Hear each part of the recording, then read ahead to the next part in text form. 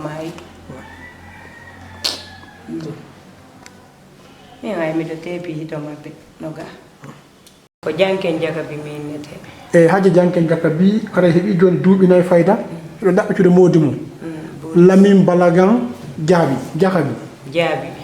haray men faalte on andi ngen onne mabbe ko honno wayno dirdon konto be yeyi ko sama kadi be sakki don humpondirde tigi tigi ko o wayri yude ko men wayrondiri fewndo ko vayasata.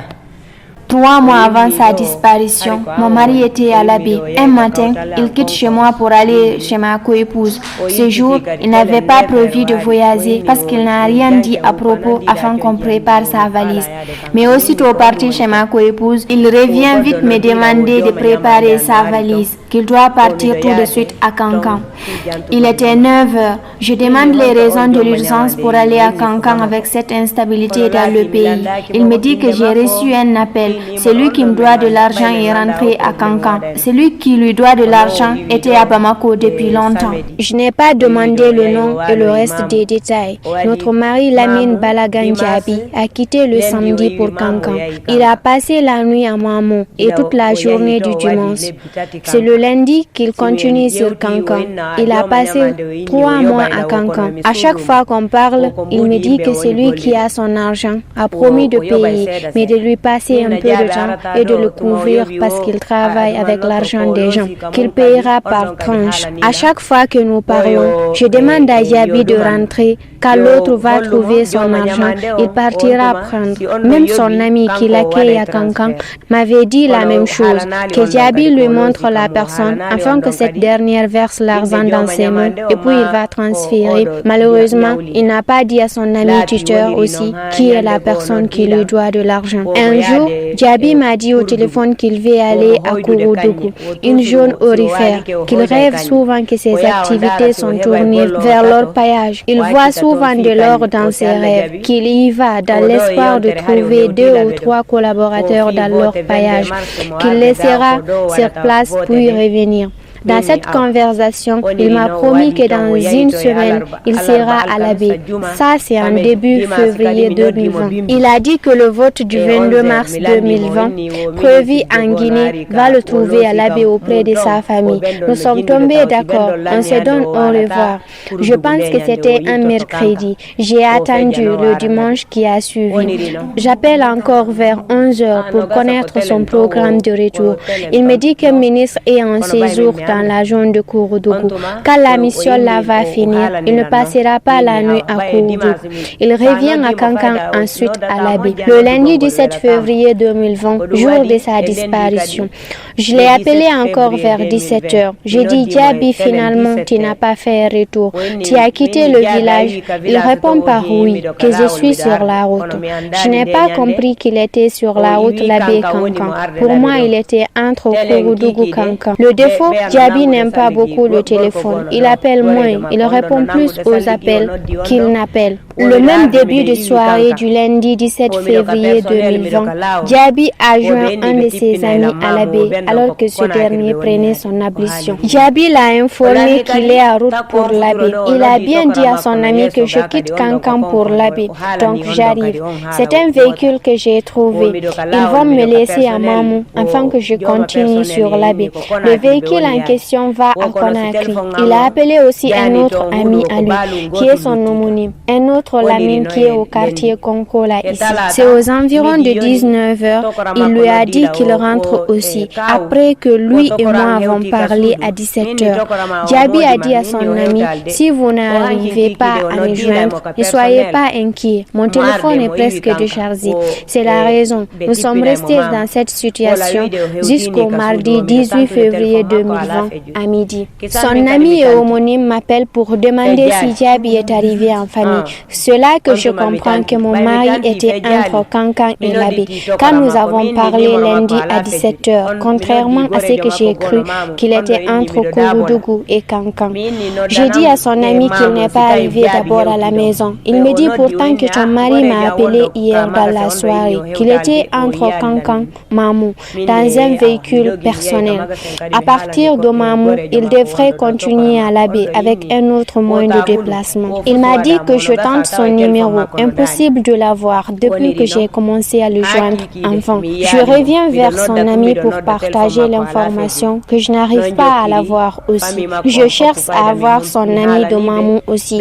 Ce dernier me fait savoir que lui-même est à Dabola.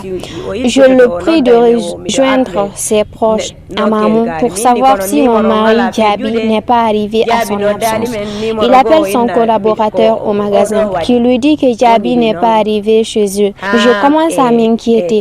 Je vais au magasin au marché de l'abbé voir l'ami homonyme de mon mari. Il me dit qu'il n'y a pas lieu de paniquer. Certainement, son téléphone reste toujours déchargé ou ils ont un retard en cours de route. Il me dit, n'ayons pas peur. Je suis restée dans cette attente toute la journée, jusqu'à tard dans la nuit, aucune suite. En même temps, j'ai continué à appeler son numéro. J'ai dit à toute la famille que je n'avais pas de nouvelles de Djaby. Pour un début, tout le monde me dit, ne t'inquiète pas. Peut-être il s'est retourné à Kankan pour des raisons si importantes.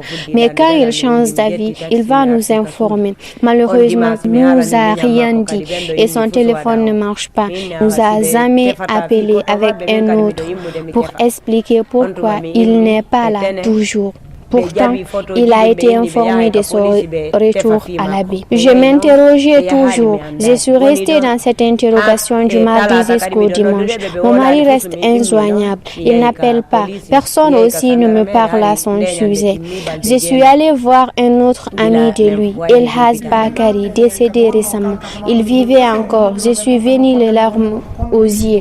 Il m'a aussi vraiment encouragée à rester calme. Toutefois, il me dit qu'il n'a aucune nouvelle, mais garde espoir. Mais au fond, il était affecté à cause de mes larmes. Il m'a laissé avec sa femme. Il est parti.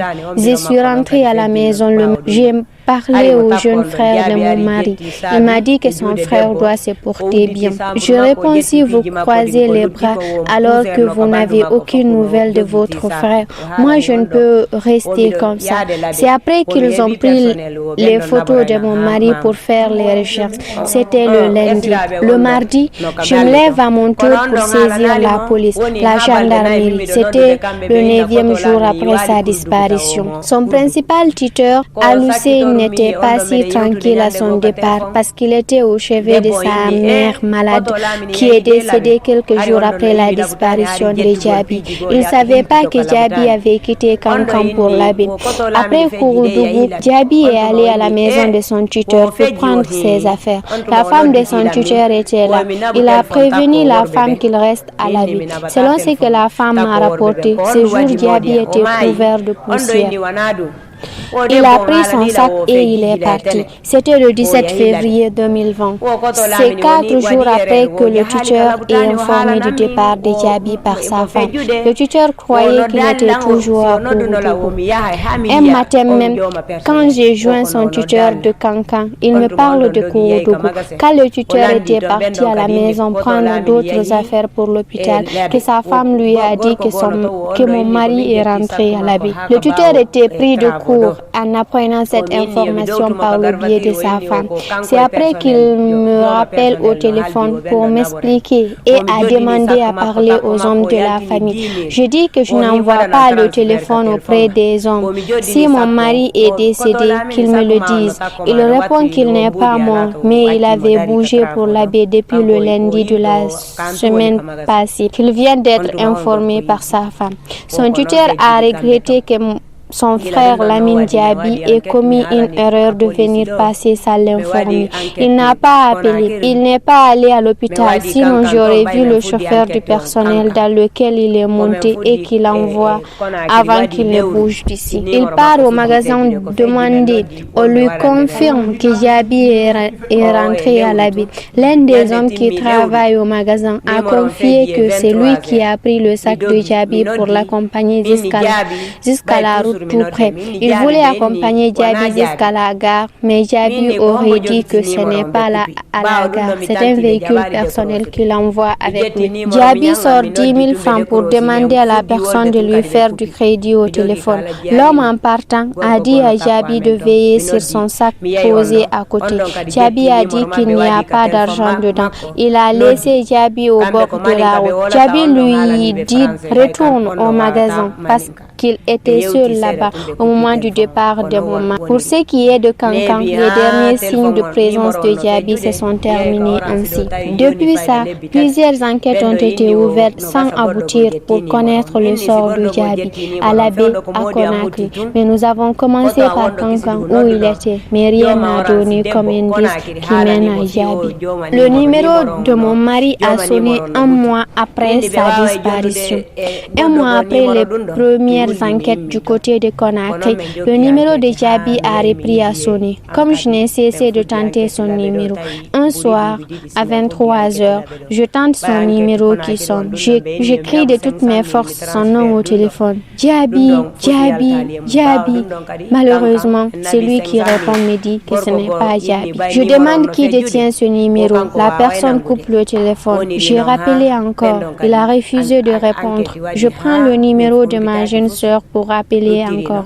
Il répond d'eux que nous avons commencé à parler. Il raccroche encore.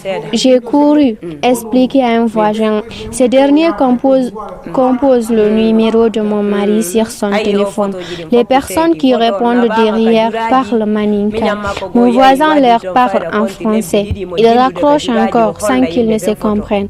Le téléphone a continué à sonner après plusieurs mois sans réponse claire. Je suis partie à Orange après expliquer ma préoccupation. Près de 3 mois après, on m'a dit que peut-être quelqu'un d'autre a pris le téléphone. J'ai dit pourquoi quelqu'un devait prendre le téléphone. Pourtant, au lendemain de la disparition de mon mari, mon grand frère vivant à Kissidougou a appelé Orange à Conakry pour les prévenir que le propriétaire du téléphone est porté disparu.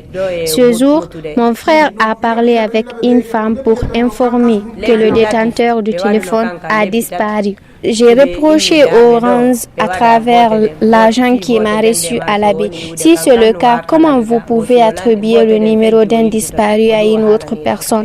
Aucune réponse vraiment de leur part. J'ai quitté le bureau Orange en larmes. Pendant 10 ans, nous sommes restés sans suite. À Conakry, on m'avait demandé 500 000 francs pour les démarches sans suite. À Kankan aussi, on a demandé le même montant. Le chargé de l'enquête de Kankan avait promis à travers le numéro, il pourrait savoir qui le détient. Mais jusque-là, rien d'abord. Après 2 ans sans suite, j'ai saisi le tribunal de la baie pour relancer l'affaire, encore parce que le téléphone marchait toujours. Ça fait plus de 4 ans, ma famille et moi sommes sans nouvelles. Toujours, nous sommes affectés par cette disparition. Les photos de Djaby ont été envoyées partout, dans l'espoir de le retrouver, même dans les mines d'or. Un des frères de mon mari a fait le tour pendant 2 mois sans trouver de traces. La réponse qu'on lui donne, nous n'avons jamais vu cet homme par là. Des rumeurs aussi nous ont parvenu un moment qu'il serait vers la Côte d'Ivoire. Nos parents qui s'y trouvent ont mené toutes les recherches avec sa photo, mais rien encore. Il a passé 3 mois à Kankan avant de disparaître. Mon mari est dans le commerce du Soumbara. Ce qu'il fait entre Kankan et la baie depuis 40 ans, il ne connaît que ça. Je vous ai dit au début avec le vote du 22 mars qu'il voulait être auprès de la famille. C'est pourquoi il avait décidé de rentrer à la baie. Après le vote, il devrait retourner encore à Kankan. C'est ce qu'il m'avait dit au téléphone. Nos dernières conversations au téléphone, le dimanche 16 février à 11h, il était à Kouroudougou. La dernière fois, c'est le lundi 17 février 2020 à 17h, jour de sa disparition. Ce jour, j'ai demandé s'il a quitté le village de Kouroudougou. Sans précision, il m'a dit qu'il a quitté. il venait. C'est après que j'ai compris qu'il n'était pas entre le village et Kankan, mais entre Kankan et Labi. Depuis ce jour, je n'ai pas pu avoir Diaby et il n'est pas rentré en famille. C'est à ses amis qu'il a fait la précision qu'il rentre. C'est pourquoi ceux-là m'ont demandé le lendemain s'il est arrivé à la maison. Nous n'avons pas appris qu'il est décédé. Nous ne savons rien de son sort. Une véritable torture morale. Je plaide auprès des nouvelles autorités du pays de nous aider, du président de la République au ministre de la Sécurité. Beaucoup de proches sont décédés derrière lui, c'est vrai, mais lui pour le moment, nous n'avons pas appris son décès. Nous n'avons vu personne qui nous informe de son décès. Nos cœurs ne sont pas tranquilles. Si tu vois le corps de ton proche, tu peux faire ton deuil comme tout bon musulman. Mais si tu ne vois rien, c'est une véritable torture morale. Aujourd'hui, je force parfois pour oublier. Il m'est impossible. Personne n'arrive à oublier. Nous sommes régulièrement en larmes. Je demande au président Mamadi Doumbouya et à ses ministres chargés de la sécurité de nous aider à avoir quelque chose de plus clair. Je souhaite qu'il soit devant afin que la famille puisse savoir si Diaby est mort. Comme ça, nous sommes rangés d'un côté. Je ne ferme plus les yeux la nuit. Chaque jour, je m'attends à une nouvelle qui ne vient pas. Sachez que je souffre depuis la disparition de notre mari. C'est un choc dans mon cœur. Vraiment. Quand j'apprends à travers la radio que d'autres personnes sont disparues, mon chagrin augmente vraiment. Je garde mon humilité et ma foi. Mais quand ça me revient en tête, je ne retiens pas mes larmes. Je marche dans la maison avec toutes les interrogations dans la tête. Je me demande s'il est mort, comment c'est arrivé, s'il est vivant, où il peut se trouver actuellement. Je sais que c'est un homme qui n'est pas bien portant. Il est hyper tendu. Le cœur lui fait mal souvent. Il ne peut pas gêner depuis longtemps. Beaucoup d'aliments lui sont interdits. Diaby peut faire plus de 4 ans sans faire signe de vie à la famille. Seul Dieu sait ce qui lui est arrivé. Nous ne supportons pas son absence de cette. Sa fille aînée est mariée en sa présence, mais l'autre s'est marié l'année dernière. Diaby n'est pas là. Les familles et la communauté musulmane m'ont vraiment aidé. Nous avons le cœur lourd. Nous sommes rongés d'être là sans nouvelles de Diaby. Aidez. ko Allah wallata goddo kono be wona lan sabu mi humpito si tawi jaabi no wuuri mi humpita si tawi jaabi no maayi kadi mi anda hakkille hande joodo nokku goto tampinilan ha kono wana ko bemma ko mi humpitaki ko ndun don no tampinilan buri piiji din fop gasi yo Allah humpito amina Allah humpito amina